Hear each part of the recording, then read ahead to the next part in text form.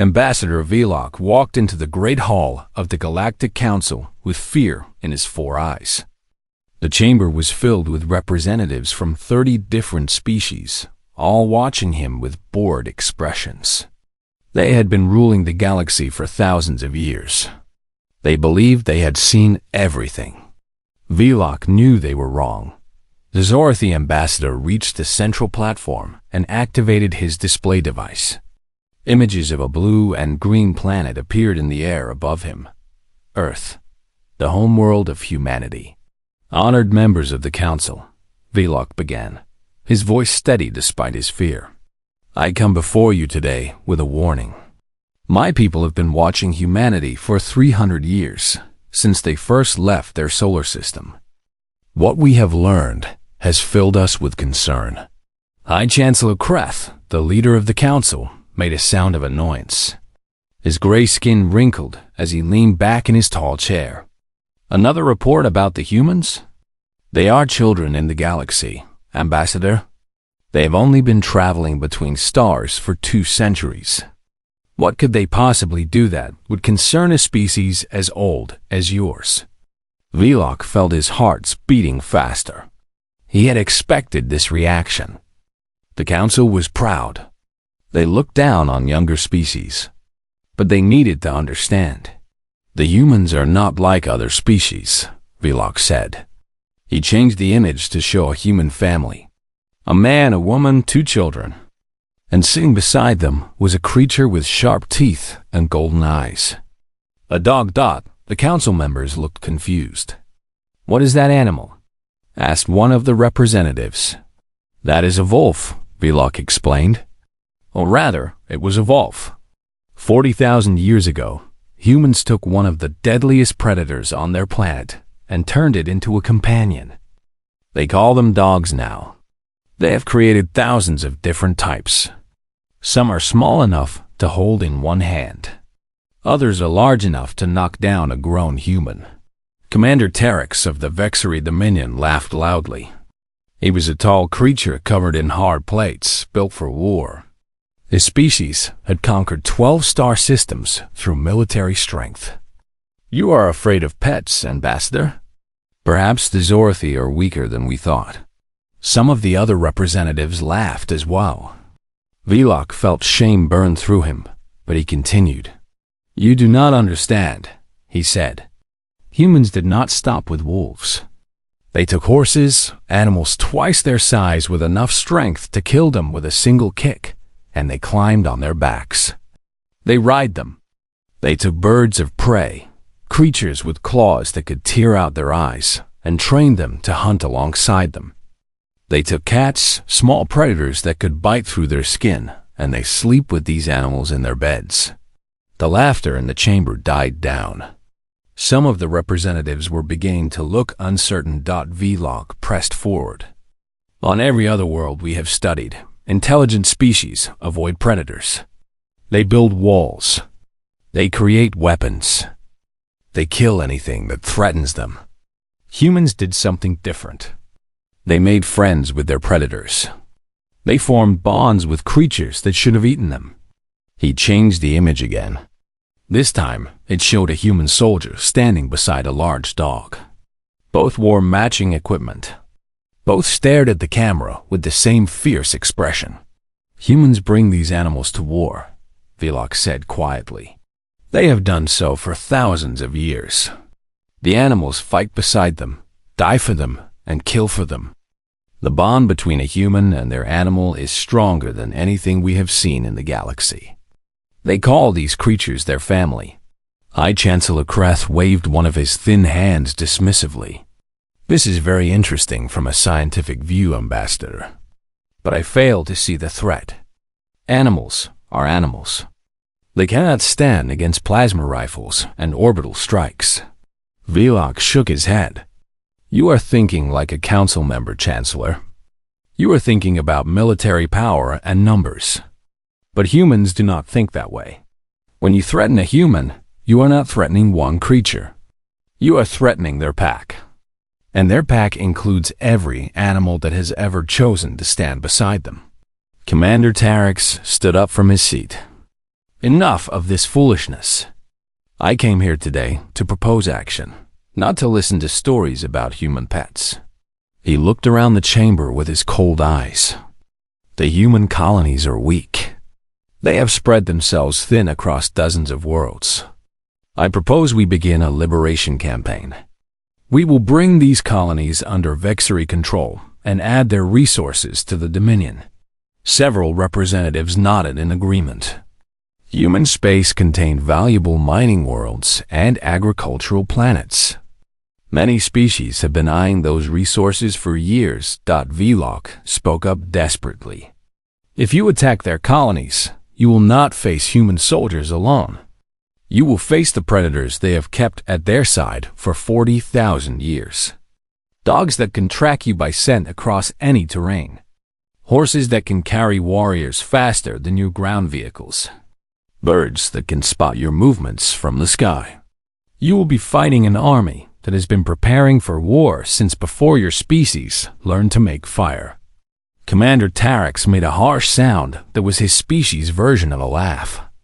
I have conquered civilizations with fleets of warships. I have burned cities and broken armies. I'm not afraid of dogs. The council called for a vote. Vlok watched in horror as hand after hand, claw after claw, rose in favor of the attack. Only his own people voted against it. The Zorathi had studied humanity. They knew what was coming. High. Chancellor Kreth announced the results. The motion passes.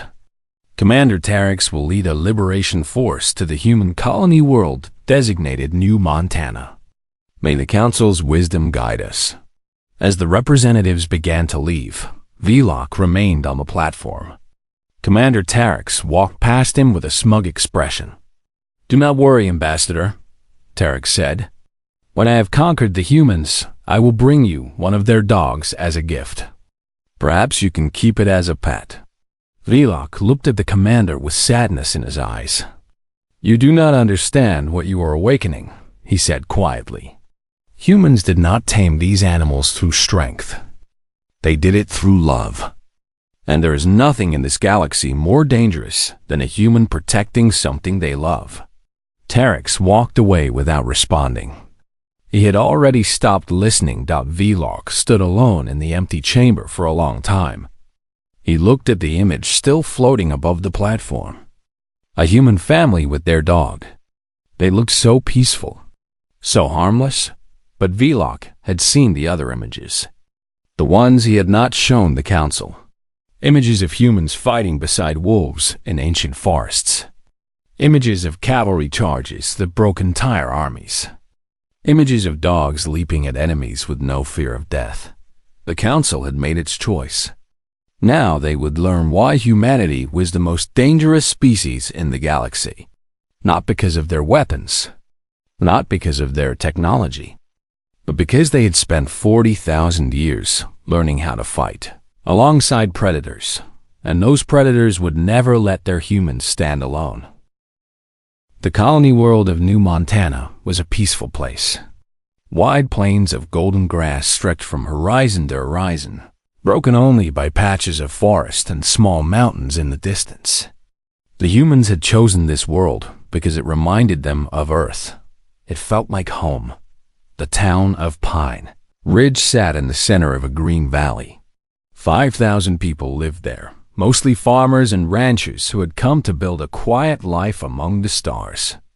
They grew crops. They raised animals. They watched their children play in streets that had never known violence.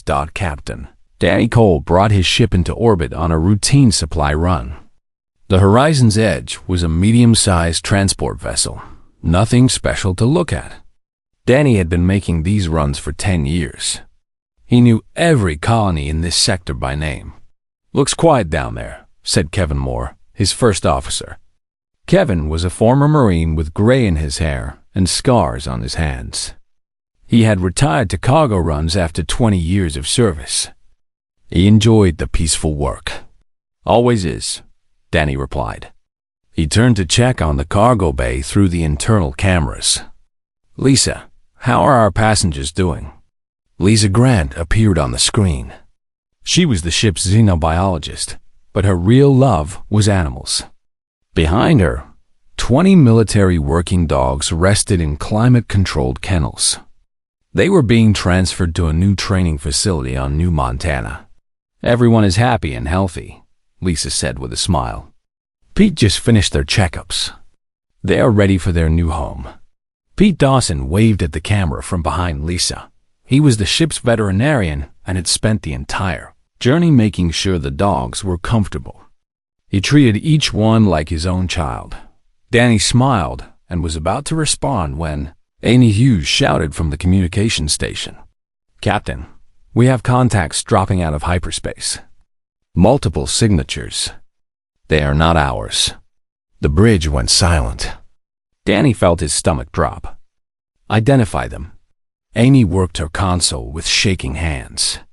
HFY warships, sir. One count 12 vessels.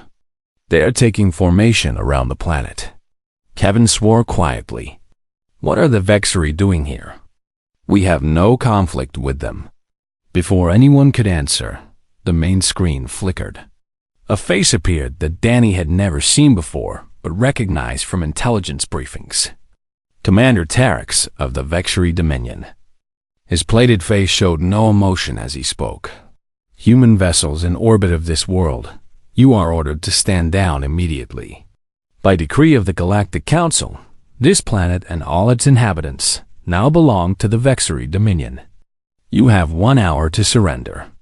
If you do not comply, we will begin orbital bombardment. The message ended. The bridge crew stared at the screen in shock. They cannot do this, Amy whispered. There are 5,000 civilians down there. Families, children. Danny grabbed the communication controls. This is Captain Danny Cole of the Horizon's Edge. Commander Terex, what is the meaning of this? Humanity has no quarrel with the HFY. We have never threatened your people. Terex's face appeared again. He looked amused. You have something we want, human. Your worlds are rich with resources. The Council has decided that you are too young and weak to deserve them. Submit now, and your people will be treated fairly as workers in our empire. And if we refuse, then you will be treated as enemies. Danny looked at Kevin. His first officer's face had gone hard, the face of a soldier remembering his training. We have no weapons that can fight a fleet, Kevin said quietly. But we cannot let them take those people. Danny turned back to the screen. Commander, I ask you to reconsider. Attacking civilians will not end well for anyone. Terex laughed, a harsh and ugly sound. I have heard the stories, human. Your council member warned us about your precious animals. Do you think I am afraid of pets? I have conquered worlds with armies of millions. Your dogs do not frighten me. The transmission cut off. Danny stood in silence for a moment, then made his decision. Amy, send a distress signal to every human system in range. Tell them what is happening here. He looked at Kevin. Get down to the surface. Warn the colonists. Help them prepare. Prepare for what? Kevin asked. We do not have an army. Danny glanced at the cargo bay camera, where 20 military dogs waited in their kennels. We have something better. On the surface of New Montana, the people of Pine Ridge received the warning with disbelief. Mayor Carol Webb called an emergency meeting in the town hall. The room was packed with scared faces. This has to be a mistake, said one of the ranchers. Why would anyone attack us? We have done nothing wrong. Kevin Moore stood at the front of the room. He had landed 20 minutes ago with Lisa, Pete, and the dogs. It is not a mistake. The HFY fleet is real. They are landing troops as we speak. Through the windows, everyone could see the distant shapes of HFY dropships descending through the clouds. 500 soldiers, according to the Horizon's Edge sensors. Professional warriors with advanced weapons. What can we do? Carol asked. Her voice was steady, but her hands were shaking. We have 30 security officers. Most of our people have never fired a weapon. Lisa Grant stepped forward. She had been quiet until now, but her eyes were bright with determination. How many dogs live in Pine Ridge? The question confused everyone. An old farmer named Roy Harper answered slowly. Between the ranches and the town? Maybe 200 or so. German shepherds, border collies, hunting hounds. Why do you ask? Lisa smiled, and there was something fierce in that smile. Because the Vexery have never fought humans before. They do not know what we can do. And they certainly do not know what our dogs can do. Outside, the first Vexery troops had formed into marching lines. They moved toward the town with weapons ready, expecting easy prey. They expected farmers to run or surrender. They expected fear. Instead, they heard barking. Hundreds of voices raised in warning. And as they came over the last hill, they saw them. Row after row of dogs standing between the soldiers and the town. Behind the dogs stood humans with whatever weapons they could find. Farming tools, hunting rifles, kitchen knives. The message was clear. If you want our home, you will have to fight for it. And the dogs were ready to fight. The first Vexery soldier who stepped forward thought he understood what he was facing. Animals. Just animals. His people had conquered species with advanced technology. A few primitive creatures could not stop them. He was wrong. A ranch dog named Buck moved so fast that the soldier never saw him coming. One moment the Vexery was raising his weapon. The next moment he was on the ground with powerful jaws locked around his arm. The weapon fell from his grip as Buck dragged them down. The other soldiers froze in shock. This was not how animals behaved. On their world, predators attacked only when hungry. They ran from larger groups. They did not charge directly at armed warriors, but these were not wild predators. These were dogs. And behind them stood humans. Now, Kevin Moore shouted, and the line of dogs surged forward. The Vexery opened fire. Plasma bolts cut through the air, and some dogs fell. But for every animal that dropped, 3 more kept coming. They moved in patterns that confused the soldiers, flanking left and right, creating chaos in the enemy lines. Lisa Grant released the military, working dogs from the horizon's edge. These animals had been trained since birth for exactly this moment.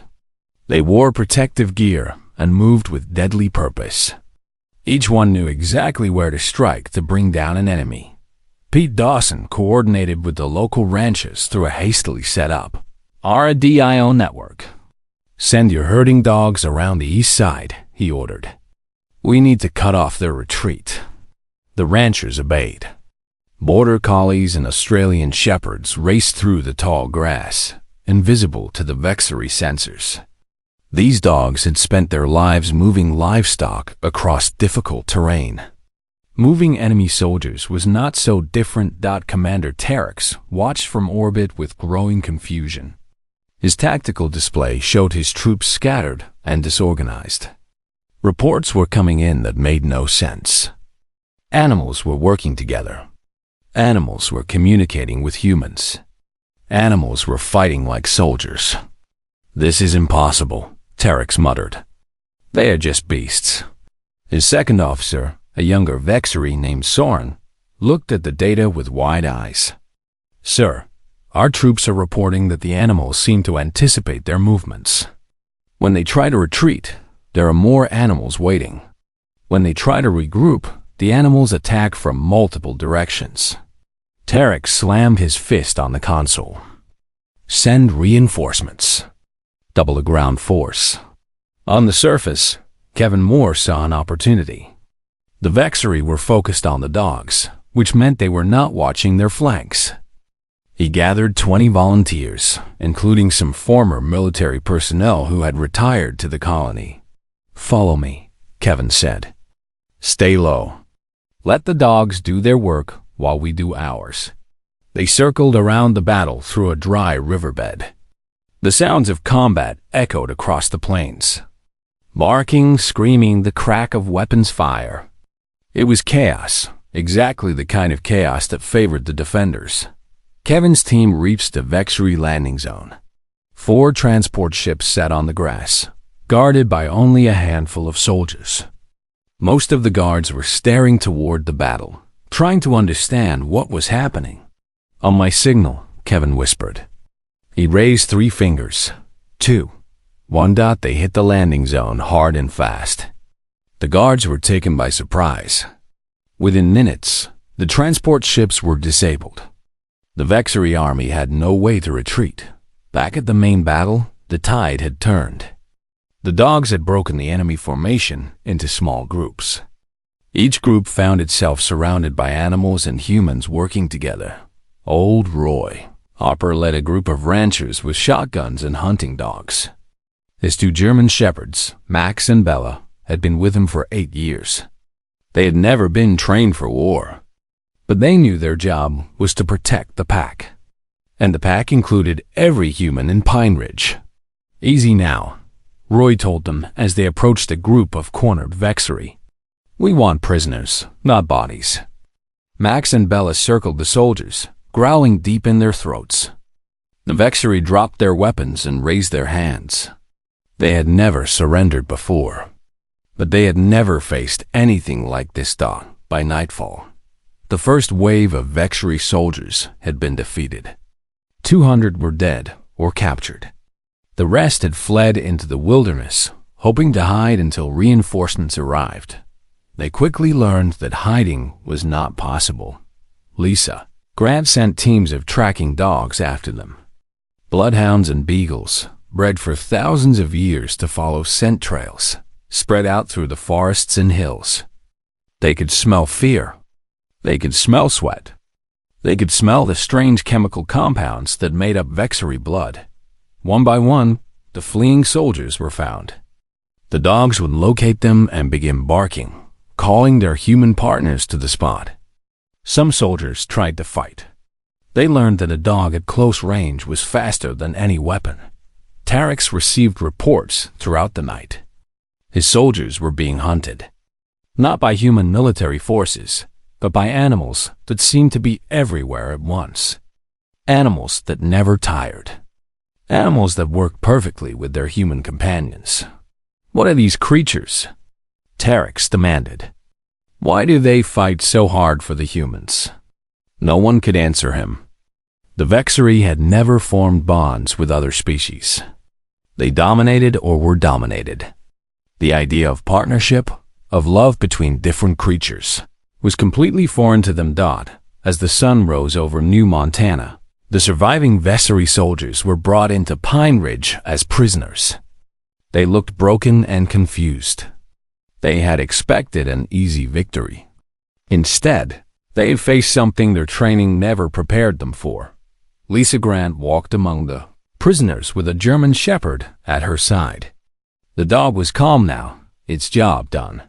She looked at the Vexury with something almost like pity. "You did not understand," she told them quietly. "You thought you were fighting humans. But you were fighting a family. And our family includes everyone who has ever chosen to stand with us." From orbit, Commander Tarex began preparing his second wave. This time, he would bring armored vehicles. This time, he would not underestimate the humans. But on the surface, Danny Cole was already calling for help. And help was coming from across human space. Not warships. Something the Vexury would fear far more. More animals. More family. More predators who loved their humans. Captain Danny Cole stood on the bridge of the horizon's edge and made the most important decision of his life. He activated the emergency broadcast system and sent a message to every human system within range. "This is Captain Danny Cole at New Montana Colony. We are under attack by Vexury forces. The Galactic Council has authorized the conquest of human space. We have held them off so far, but we need help. Bring everything. Bring everyone. Bring our family." Within hours, ships began dropping out of hyperspace around New Montana. They were not warships. Humanity had very few military vessels this far from Earth. Instead, they were civilian ships, cargo haulers, private yachts, transport vessels, medical frigates, and every single one carried animals. Dogs came first. Thousands of them, from breeding programs across a dozen colony worlds.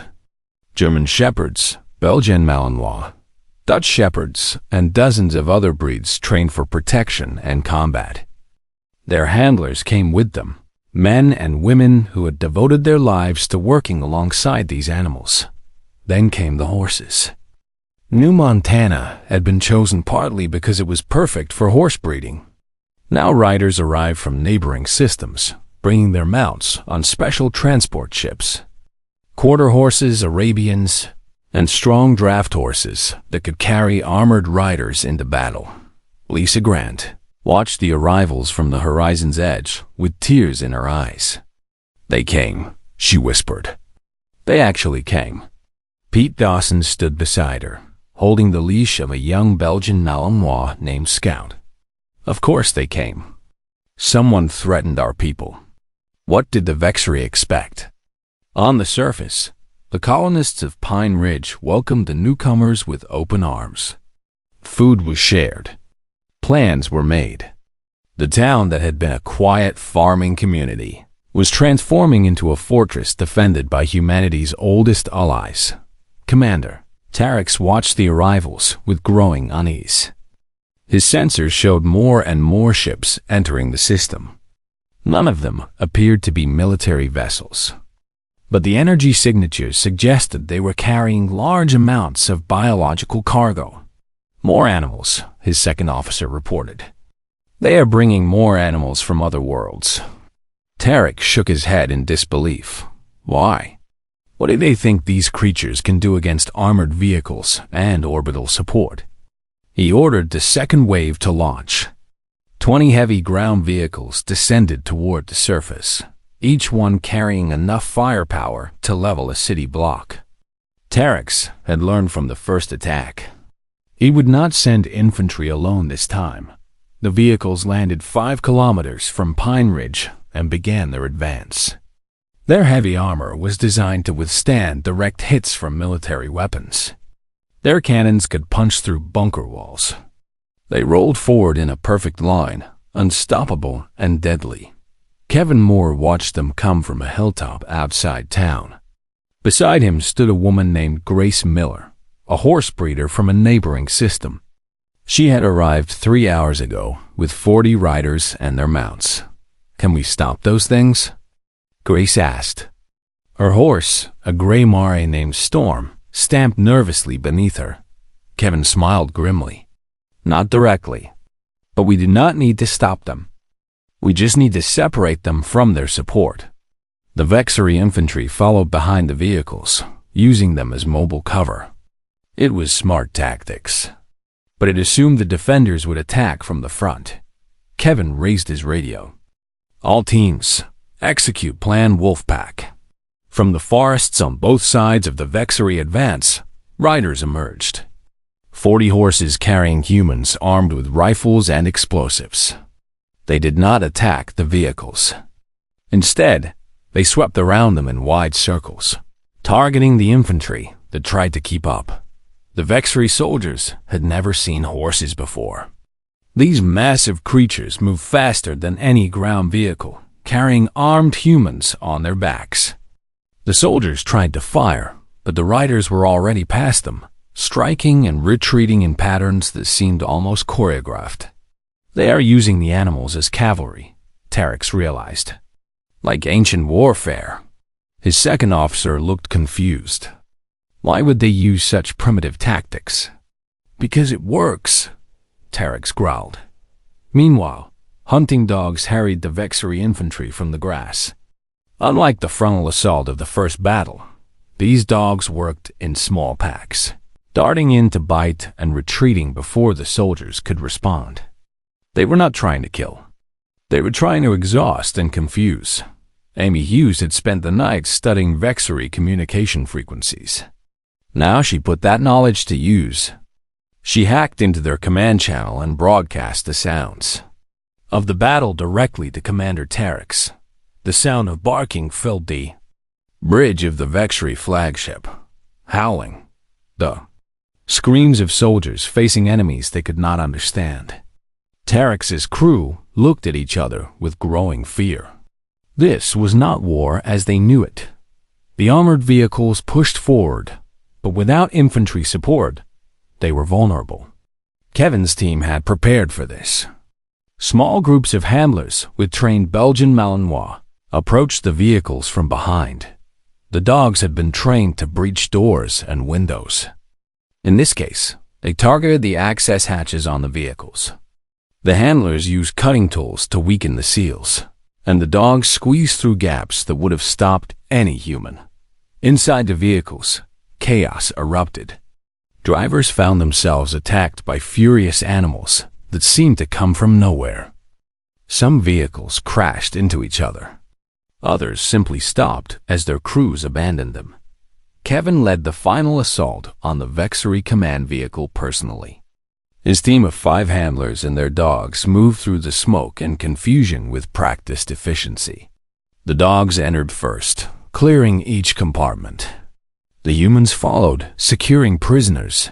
When the door to the command center opened, Kevin found a Vexry officer cowering in the corner. A Belgian Malinois named Thor stood over him, growling softly. "Call off the attack," Kevin said. "Tell your people to surrender." The officer obeyed. He had seen enough. On the horizon's edge, Danny Cole contacted Commander Terex directly. "Your ground forces have been neutralized. Your vehicles are captured. You have one chance to retreat before this gets worse." Terex's face appeared on the screen. For the first time, he looked uncertain. "How? How is this possible? You have no military.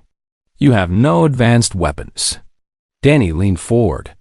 "We have something better. We have 40,000 years of partnership with the most loyal creatures in the galaxy. And we are just getting started." He nodded to Lisa, who opened a communication channel to Earth. "Send them," Danny said. "Send all of them. Far away, in Wolf sanctuaries and breeding programs across human space." Handlers received the message. They looked at the animals in their care, the descendants of the first predators humanity had ever befriended. The wolves were going to war. The human military response arrived 3 days after the first attack. Commander Terex had expected warships. He had prepared his fleet for a conventional battle. He had planned tactics and positioned his vessels for optimal combat. That what came out of hyperspace was not a fleet of destroyers. It was a convoy of transport ships, each one larger than anything Terex had seen outside of cargo operations. The ships moved into orbit around New Montana and began sending shuttles to the surface. "What are they carrying?" Terex demanded. His sensors showed massive biological signatures, but nothing that looked like weapons or soldiers. The answer came soon enough. The first wolves stepped onto New Montana's soil with their handlers close beside them. These were not dogs. Dogs had been shaped by thousands of years of breeding to be friendly and cooperative. Wolves were something older, something wilder. They had the same loyalty to their human partners, but none of the softness that civilization had bred into their descendants. Lisa Grant met the wolf handlers of the landing zone. A woman named Beth Cooper led the group, walking beside a massive gray wolf named Shadow. Beth's family had worked with wolves for 5 generations. She understood these animals better than most humans understood their own children. "Thank you for coming," Lisa said. She tried not to stare at Shadow, who watched her with yellow eyes that missed nothing. Beth smiled. "Someone threatened our people. Where else would we be?" The wolves spread out across the planet with their handlers. They moved through the forests and hills like ghosts, establishing territories around every human settlement. The Vexry soldiers who had escaped into the wilderness found themselves surrounded by creatures far more dangerous than the dogs they had faced before. on the horizon's edge, Danny Cole prepared his final message. He broadcast it on all frequencies, ensuring that every ship in the system would hear it. He also sent it directly to Nexus Prime, where the Galactic Council was already receiving reports of the disaster on New Montana. This is Captain Danny Cole, speaking on behalf of humanity. You attacked our colony without warning. You tried to enslave our people. You believed we were weak because we surrounded ourselves with animals. You were wrong. He paused, gathering his thoughts. Around him, his crew listened in silence. 40,000 years ago, our ancestors stood beside wolves around fires in a world full of dangers. Those wolves could have eaten us. Instead, they chose to stay. They chose to hunt beside us, to protect our children, to share our food and our shelter. That choice changed both of our species forever. On the surface, the combined force of humans and animals prepared for the final confrontation. Riders on horseback formed the outer ring. Dogs of every breed stood in organized packs with their handlers. And in the shadows of the forests, wolves waited with ancient patience. You see our bond with animals as weakness, Danny continued. You think we are soft because we love creatures that could kill us. But that love is our greatest strength. When you threaten a human, you do not face one enemy. You face every creature that has ever called us family. And our family has teeth. Commander Terex listened to the broadcast with a mixture of fear and fury. He had lost 2/3 of his ground forces. His armored vehicles sat captured in the valley below. His soldiers reported that they were surrounded by animals that seemed to coordinate perfectly with the human defenders. We should retreat, his second officer suggested quietly. This campaign has failed. We can rebuild and try again with better intelligence. Terex slammed his fist against his command chair. Retreat? I have never retreated from anything. But even as he spoke, his remaining troops were surrendering. They emerged from hiding places with their hands raised, preferring captivity to another night of being hunted by creatures they could not see or understand. At Nexus Prime, Ambassador Velox stood before the Galactic Council once again. High Chancellor Kreth looked older than he had a week ago. The reports from New Montana had spread across the galaxy. Every species was talking about what had happened. I warned you, Velox said simply. I told you that humans were different. Now you understand why. Kreth's voice was weak when he responded. How do we stop them? If they decide to retaliate, what can we do? Velox shook his head. You cannot stop them with force. Their animals will fight beside them until the end. But you can do something else. You can treat them as equals. You can recognize that they have something we have never had. Something precious. What is that? Family that crosses the boundary between species. Loyalty that exists not because of dominance or fear, but because of love. Humans did not conquer their predators. They befriended them. And that friendship has lasted longer than most of our civilizations. On New Montana, Danny Cole stood in the central square of Pine Ridge. Around him, colonists celebrated their victory with tears and laughter. Dogs ran through the streets, playing with children who had spent the last week hiding in shelters. Horses grazed peacefully in fields that had been battlegrounds. Lisa, Grant approached him with a German shepherd walking beside her. The dog's name was Luna, and she had been with Lisa since the beginning of the battle. They had saved each other's lives at least twice. Commander Terex is requesting permission to withdraw his fleet, Lisa reported. The Galactic Council has reversed its decision. They are recognizing human space as sovereign territory. Danny nodded slowly. He was too tired to feel triumphant. Let them go. We made our point. Kevin Moore joined them, accompanied by Beth Cooper and her wolf, Shadow. The wolf lay down in the grass and closed its eyes, completely at peace in the presence of so many humans. What happens now? Kevin asked. Danny looked around at the town, at the humans and animals who had fought together, at the bond that had saved them all. Now we rebuild. We make this colony stronger. And we never let the galaxy forget what happened here. He knelt down and scratched Luna behind the ears. The dog's tail wagged happily. We came to space looking for new friends, Danny said softly. But we brought our oldest ones with us. That is what makes us human. That is what makes us strong. Far above, the Vexury fleet turned and began its journey home. Commander Tarek sat on his bridge and watched New Montana shrink in the view screen. He had never been defeated before. He had never felt so completely outmatched. Not by technology, not by numbers, not by strategy, by love, by a bond so ancient and so powerful that it had followed humanity into the stars. On the surface, the wolves howled their victory into the night sky. The dogs joined in, and the horses stamped their feet.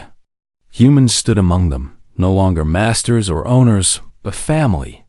The galaxy had learned its lesson. Humanity was never alone, and their predators would always be waiting at the door.